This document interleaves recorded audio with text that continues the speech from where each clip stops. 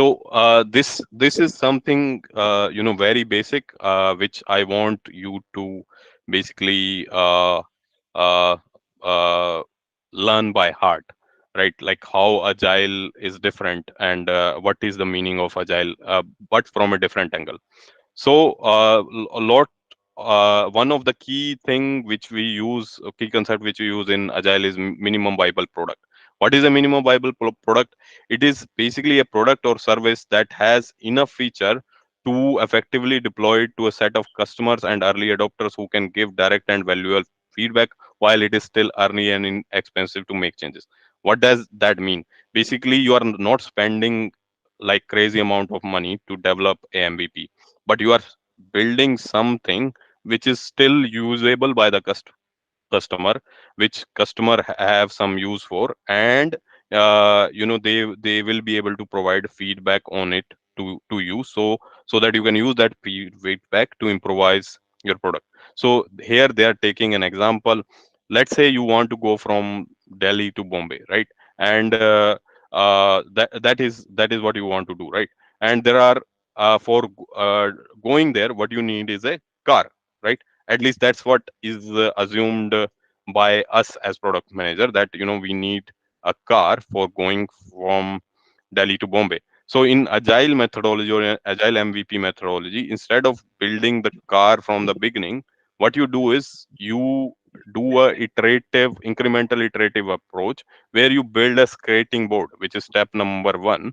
Which basically, let's say, one way is to go from Delhi to Bombay by walking, which is the slowest way, right? For that, the customer doesn't need any product from you. But then, instead of walking to from Delhi to Bombay, what you are doing is you're giving the customer a skating board, and you might take a month or so to build this skating board, right? And it will not give the customer the speed or pace of car or the comfort of car, but it will still help the customer in improving their velocity, so they can go to move towards Bombay in a more faster way, right? So what you do is you build a skating board which helps them, which is still usable to the customer, because it is helping the customer to move towards their goal. So because they want to move from Delhi to Bombay, they can use this board to move towards there.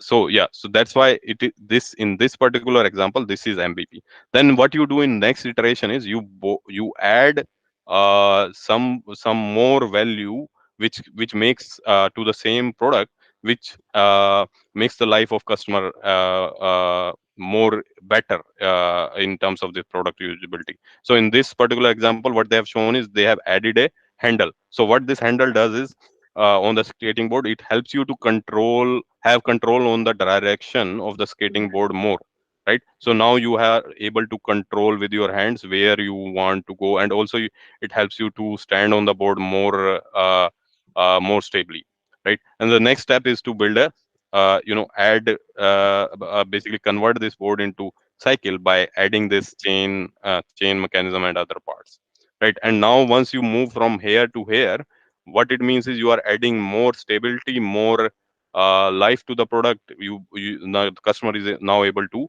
move more faster towards his or her destination. And from third to fourth, what you are doing is you are adding an engine to this cycle.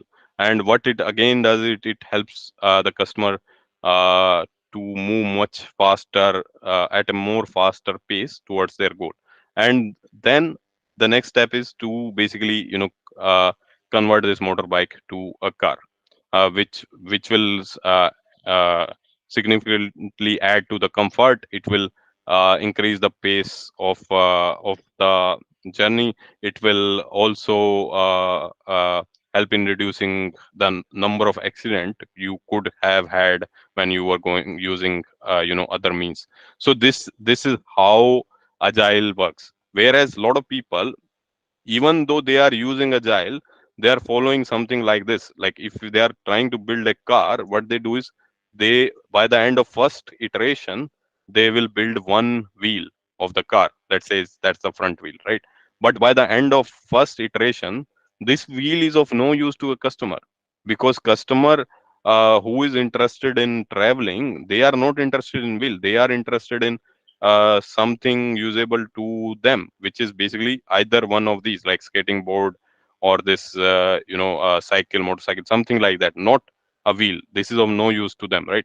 In this second iteration, where people who have misunderstood this agile methodology, what they tend to do is they will basically build the chassis, the base chassis of the car, which is basically having these wheels connected using these chassis, right? And again, whatever you are delivering by the end of this second cycle, that is also not usable to the customer, because what will the customer do with this? Basically, it is not a full featured traveling vehicle, right? Then again, the next step, what they do in the same journey is they will build the body of the car, right? It doesn't have an engine, nothing, but basically it looks like car, but it is not usable at all. And in fourth iteration, basically they build a car. So in this cycle, let's say, assume, just for the sake of argument, assume it takes 6 months to go from here to here, right? In this 6 months, at end of any of these cycles, the customer is not getting any usable product. Only by the end of this part, basically, sorry, by end of this cycle, they get a usable product, which is car. And also, by in this period, they have never seen how your product is looking like. So this is the problem in basically the traditional approach of building product. And how this uh, traditional approach of building product is addressed by agile is explained in this section, basically.